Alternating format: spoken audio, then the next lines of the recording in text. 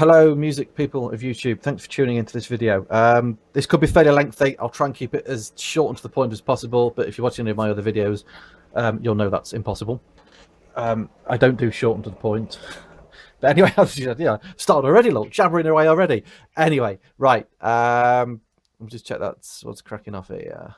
Nothing. Right, okay, let's get on with it. So this is all about my approach to mixing. I'm not saying this is the way everybody should mix and the only way you should mix. It's the approach that I take, and this works for me, and I think I get pretty good results. I get quite a lot of comments from people listen to my stuff that they really like my production and how it sounds. So I'm going to share my knowledge with you.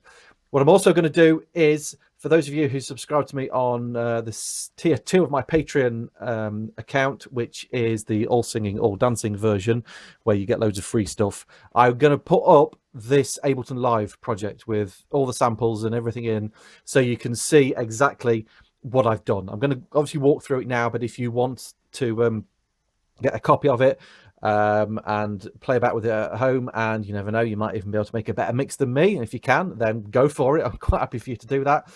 If you want to remix it, then go ahead, remix it. I'd be happy to, if it's any good, I'd be happy to release it through my label as well. So there's another challenge for people. And if you want to nick some bits of it, some of the loops and stuff, then feel free, nick it. I don't care, do what you want with it. It's fine. Right, so obviously I'm approaching this mixing kind of class, if you like, you want to call it a class, from mixing an electronic music point of view.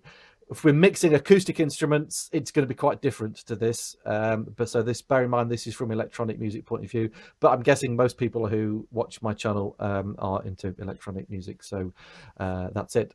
So just quickly on the Patreon thing as well, I'll put a link to that in the description. There'll be information cards will pop up as well. There's also a link to it in the header of my YouTube channel. There are 2 levels of subscription. One is $1 a month. The other is $3.50 a month, which is a minimal amount of money for all the goodies that you will get by subscribing to that. The $1 a month, you'll get certain amount of free stuff. The $3.50 a month, you'll get everything, which will include, as this develops on, Ableton Live sets, Deluge, songs and patches for other synths such as System 8, the Uno synth, Minilog, lots of stuff, and any other suggestions that people have got that they might want me to share, I will put that up on my Patreon page. And if you're not bothered about free stuff and just want to help support the channel, then subscribe anyway, because it does all help. It's a minuscule amount of money to you, but these little dollars all add up to quite a bit for me, and it helps me keep the channel going, and it will help me buy more equipment, do more reviews, and to make better videos. So mixing. So we're going to look at this track. This is my most recent release called Separation Anxiety, kind of like an in-your-face acid banger. So let's jump straight in. So if you do get the Ableton Live set, one thing to bear in mind is most of the stuff is either audio or it's using the internal devices from Ableton Live. I created this in Live 9, so that will work in 10 as well, because you can kind of go from 9 to 10, but you can't open something that you created in 10 in 9, which is quite annoying. But anyway, so yeah, I think 95% of this you'll be able to get. And what I will actually do, the couple of bits that are on a VST synth, I will I'll bounce those down, I'll freeze those down, so you've got the audio of that as well, so then you've got access to everything. I think I say we used one VST, which is the hybrid 3 synth, and a lot of it's audio, and the only other thing I think is the 808 kit from Ableton, so you should be good to go with all of those. So let's crack on with the mixing. Most of it is very, very straightforward. Quickly talk about how I work. Generally, I will start, if I'm writing, I will generally sort of start to sketch ideas out using my hardware. So I'll often either just tinkering away, playing on the synths, or sequencing stuff from the Deluge, because that's generally how I work. I will start working on the Deluge, and then I will bring everything into Ableton Live to mix it and kind of final production and add little bits over the top as well. I used to write the track, leave it a week, come back and mix it. which used to drive me mad because you just get so sick of hearing it after a while. So I tend to now mix as I'm writing the track. What I would generally do is I'll probably get about 70 or 80% of the arrangement done. I will then start to do all the EQ and panning. And then I'll go back and finish off the last bit of arrangement and then final tweaks to the mix. So the first thing I will do is, and I'll get told off for this, is I put my mastering on the master channel. I know you should put that in right at the end, but I use iZotope Ozone. This is not about mastering. I'm just going to quickly show you what I use. So I use Ozone 6. I have a preset called My Master, which basically goes on every track I do. I've tweaked this for a while, and I just know it sounds good because most of my stuff is like written in the same way, using the same instruments. So I know I can bang this on my master channel, and the mastering is done right from the start. I don't have to fiddle about with anything else from there. Just very quickly on the mastering, we've got an EQ, that kind of shape. So I'm rolling off some bottom end just to get rid of any mud. Dipping here to get rid of any further muddiness in sort of the low mids, and then we're boosting up the highs a little bit and rolling it off there. So it's not too harsh there, but we're getting some breath into it there. I'm just kind of using the dynamics, stereo imager to get it, particularly the low end, to get the bass as mono as possible, so it works well in a club from that point of view. So that's something to bear in mind on your bass. On the mastering, try and get that as mono as possible. And then I use the maximizer, which is a limiter, just to kind of push it up to the loudest it can go without it sounding too bad, just so the song is as loud and it's competing with everybody else. So like I say, this is not particularly about mastering, this is about mixing. But that's the first thing I do. I will stick my mastering preset on the master channel.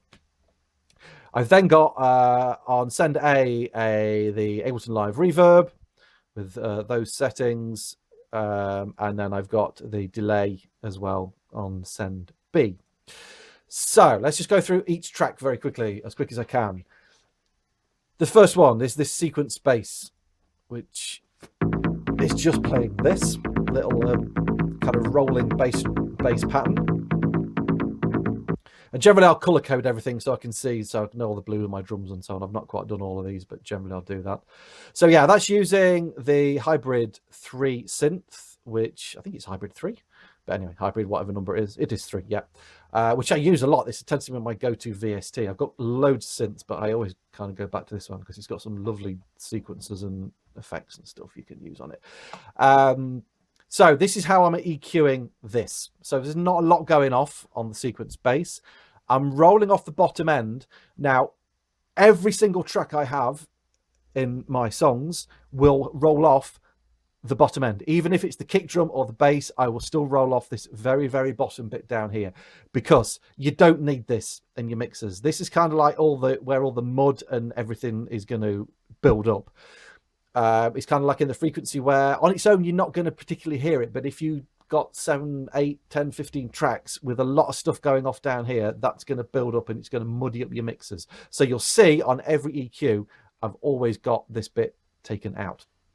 So just taking out the very, very bottom end, I've given it a little dip in here just to get rid of any further muddiness, and I've rolled off a bit at the top end, so we're leaving space up here for the higher frequency stuff. For the 303 part, the way I generally work on the 303 is I will sequence it either from the Deluge or from its internal sequencer, and then I will record the audio into Ableton Live while I'm changing the controls manually. So all the cutoff frequency and the resonance and the envelopes and stuff, I'll kind of mangle those up so the sound's changing over time. I used to do it with automation in Ableton, but then I got very kind of stuck up on it. So I tend to just think, right, I'm going to record it like that. That's it. That's how it's done. Go with it, print it, move on. We've actually got 3 303 parts. These are recorded from the TB03, the Roland reissue boutique thing. And I think I just layered these up just to give it a bit of beef because it was sound a little bit weak on its own. So we've got these 2 bits here. And then particularly on this bit, one thing I don't like about the 303, the boutique 03, is when you put a lot of the overdrive on it, it loses a lot of bottom end, and particularly when you put in the resonance up as well, it loses some bottom end. So if you listen just to this one, okay, it's losing all its bottom end. So what I did was I recorded another lower part under it. and layered that up so we get a nice massively fat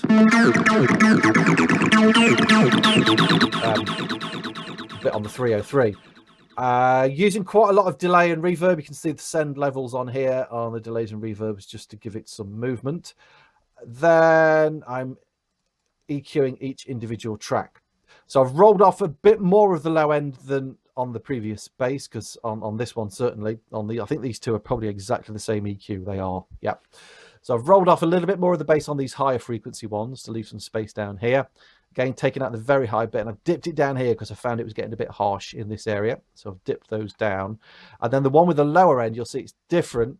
I think I have kept the same amount off the bottom end on that one here, but taken off a lot more of the higher frequencies. So that's leaving space for these higher frequencies on the layering up ones above to come through in the mix. We've then got another bass part, which is kind of like this pumping bass, which is, I can't remember where I got that from. I think it's from a sample pack. So EQ, very straightforward on here, rolling off a little bit more of the bass here because the kick drum frequency was about here, so I wanted to leave space for the kick to come in there.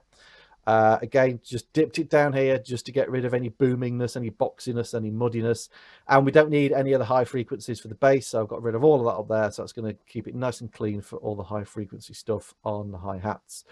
The kick drum was quite a big kick. Again, this is just a sample. These auto filters, by the way, these are just here for effects on the song where I filter stuff out. It's nothing to do with the mix. Kick drum EQ, very, very straightforward. Taken off a reasonable amount of bottom end just to get rid of any boominess, because I found when I go and play these in the car, which is the biggest test for me, the kick drum can get quite boomy. So I've taken off a reasonable amount of bottom end there, again, to keep the mix clean. Slight dip there, left the rest as it was. So I've left all the high end in that, actually. So if I have a look at the EQ, sorry, we're not playing that. There we go. So I mean, I could have actually even got rid of. Actually, no, I left that in there because it's got quite a nice little click on the high end on the kick, so I've left that in there. So in terms of panning for these, kick straight down the middle. All your basses and kicks want to be straight down the middle. So all of those are all central. That's what you want to do with your bass. And as I mentioned earlier, what you got to aim for is to get your bass as mono as possible if you're aiming for this to be played in a club, because it sounds a lot more banging that way around. So the hi-hat. I've got quite a lot of different hi-hats and loops and stuff going off in this one. So this is the closed hi-hat, I believe. Yeah, so this is the standard 808 kit from the Ableton devices. So ready with this, you can see I've rolled off all of this. Now, if I just bring this back in. Okay, there is a little bit of stuff happening down here. Now, as I roll it back, okay, to about there where it was before, you're not actually going to hear any difference in the sound, but we've cleaned out all of this stuff down here that we don't need. And when you've multiplied that by 3 or 4 different loops, that does make a difference, believe me. So you can look at that and think, oh, it's not worth doing that. There's not much going off in there. Believe me, it is. Roll all that bottom end off and it will make your mixes a lot cleaner. So the hi-hat, I actually realized that should be panned 18 left. So it's the same as this one. So the next hi-hat down is the open. Okay, which again is the 808. So what you want to bear in mind is your hi-hat is normally the same instrument on a drum kit. I pan my drums from the drummer's perspective, not from the audience's perspective, because I'm a drummer. So that's kind of how I'm used to hearing it. So if you're sitting at a drum kit, your hi-hat is over on the left-hand side. So I'll always pan the hi-hat about 1/3 of the way to the left. And the open and the closed, I will pan them the same, because obviously that would be part of the same instrument. They would want to be in the same place. So there's no sends or anything on those. So straightforward EQ on that. Is that EQ going to be pretty much the same? Just rolled off a little bit more high end on there. It was obviously getting a little bit too harsh in the mix on that one. I'm not going to go into balancing up volumes. That's down to your personal taste of where you want stuff to sit in the mix. But obviously you want to balance your volumes up so you're hearing everything, and we're not massively clipping the volumes as well. We've then got a hi-hat loop. So just to get some space on this, I've panned this one over to the right, and we've got a bit of reverb and delay on the send. Okay, but in terms of EQ settings, very similar to the previous ones. I've left a little bit more bottom ending down here and taken off probably a little bit more of the top. But again, without that, okay, all this stuff down here we don't need. We need to leave space for the bass and the kick drum. So by doing that, that's giving us the space down there. And again, to let it sit in the mix a little bit more, we've panned that over to the right. We've got yet another hi-hat loop over here. This one is panned quite a way over to the left again, so it's got its space to sit in the mix. Very similar panning to the others. You can see there's not a lot on the top. I mean, I could actually, just to clean it up, probably roll some of that off as well. Okay, so that's sitting kind of in the upper mids rather than the higher frequencies of the other hats. So we've left those in there to let that sit in the mix.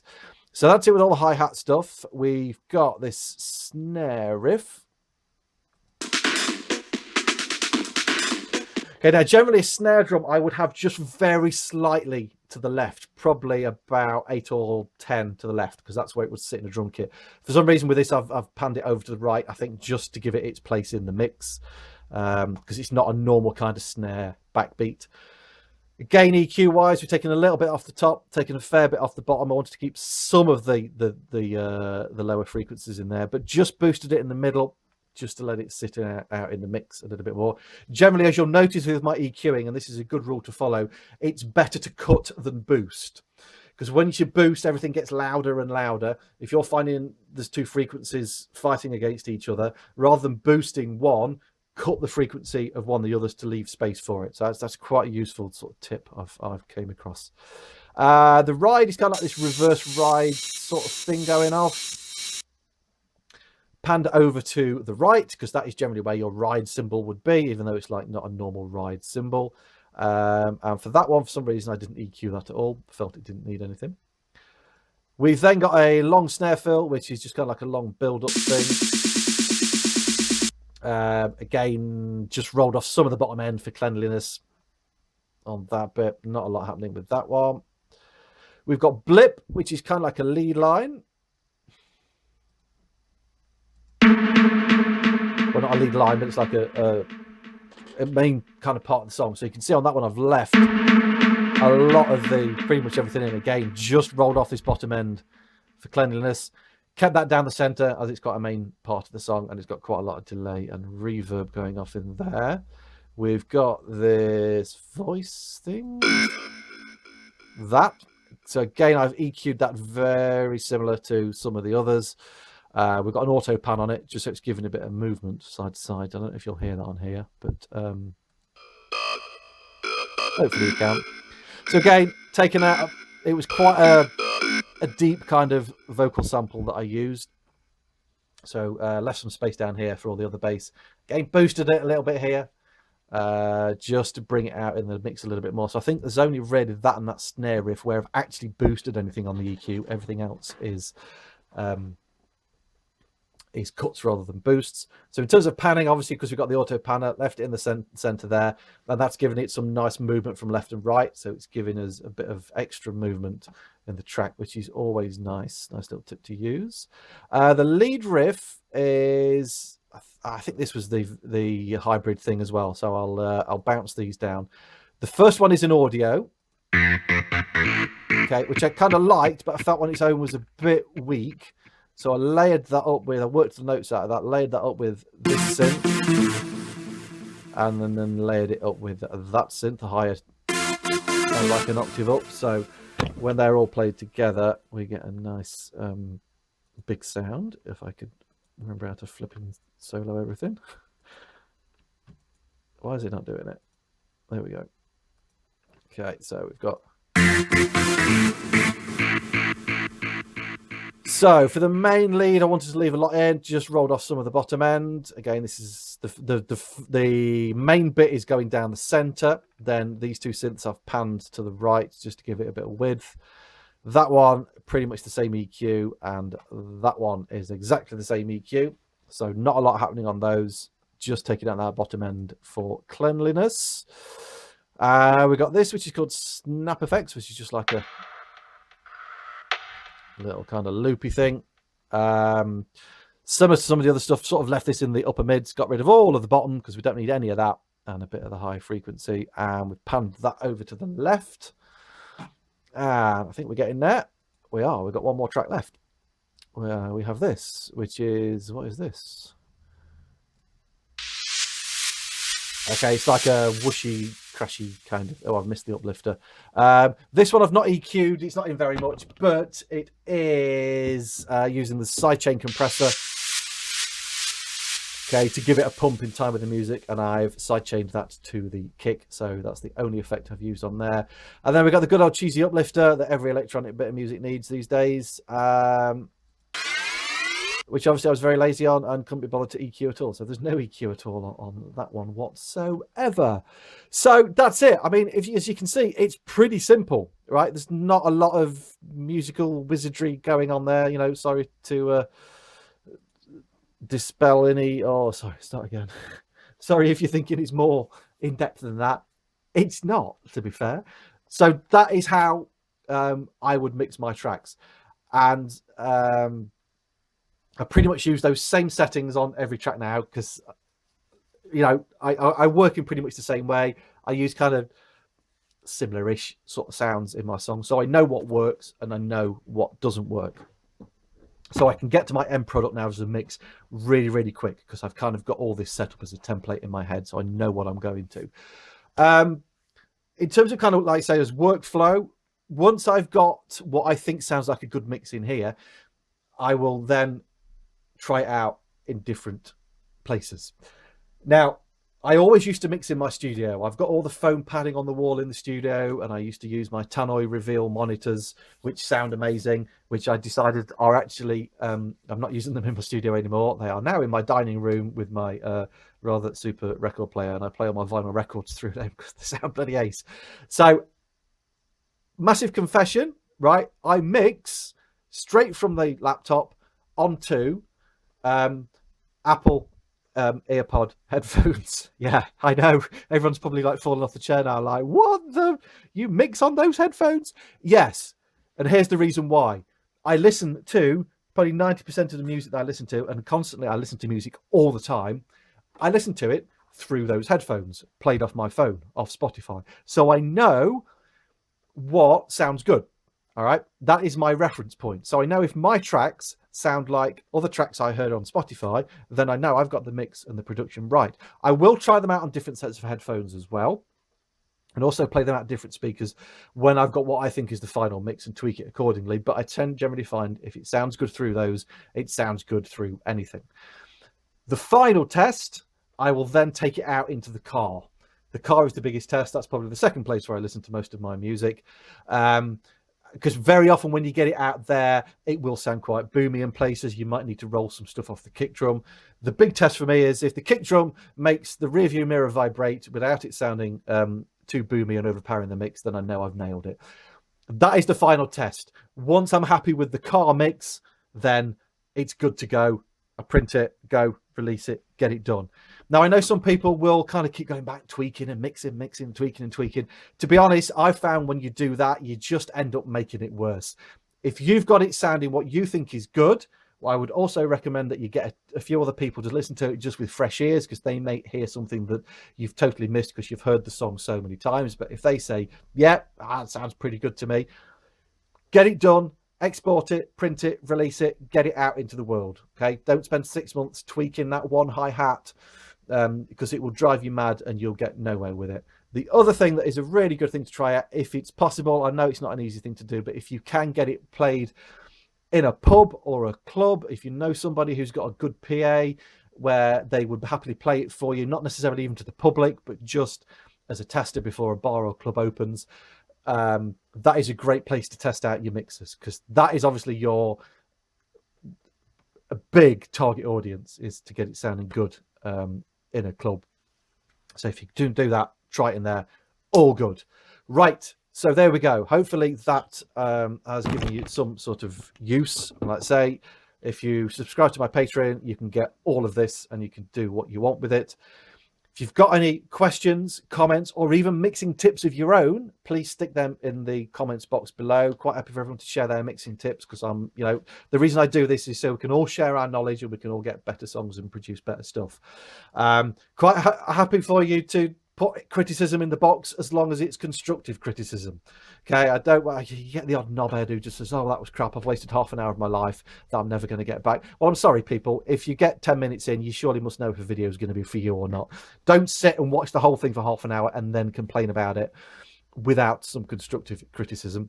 And if you put in stupid or offensive comments down, I'm not going to reply to them or respond to them. You will just get muted and deleted. Okay, so I do this for free. I don't need people being idiots on YouTube. I do this to help people, so hopefully it has helped a few people. So yeah, constructive criticism is all good. Comments, tips, tricks, and so on. And yeah, usual things. Please like, subscribe, share the videos around, and I'll see you in the next one. Thanks a lot. Cheers.